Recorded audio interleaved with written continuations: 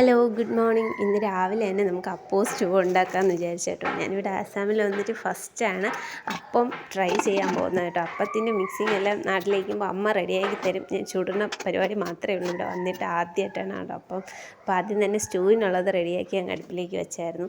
എന്നിട്ട് അപ്പത്തിൻ്റെ മാവ് ഫ്രിഡ്ജിൽ നിന്ന് എടുത്ത് ഈശ്വരൻ എന്താവോ എന്തോ എന്നുള്ള ടെൻഷനിൽ ചുടാൻ വേണ്ടി നിൽക്കുകയാണ്. നമുക്കിവിടെ അപ്പച്ചട്ടി ഇല്ല കേട്ടോ. ഇവിടെ ഞാൻ കടയിൽ ചോദിച്ചപ്പോഴത്തേക്ക് ഇവിടെ ആർക്ക് അപ്പം എന്ന് പറയുന്ന സാധനമേ അറിഞ്ഞൂടാ. അതുകൊണ്ട് ഞാൻ പിന്നെ ദോശക്കല്ലിൽ തന്നെ അപ്പം ചുടാമെന്ന് വിചാരിച്ചു. ആദ്യമായിട്ട് ദൈവമേ എൻ്റെ ഭഗവാനെ എന്നൊക്കെ മനസ്സിൽ വിചാരിച്ചുകൊണ്ട് അപ്പം ഒഴിച്ചു അടുത്ത് അടച്ചു വെച്ച് കേട്ടോ. അടച്ചു വെച്ച് വെയിറ്റിംഗ് ആണ്.